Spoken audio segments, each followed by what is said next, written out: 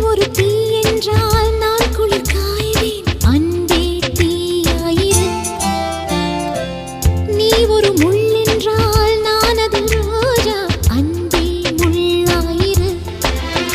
நீ வீரமான கள்ளன் உள்ளூரும் சொல்லுது. நீ ஈரமான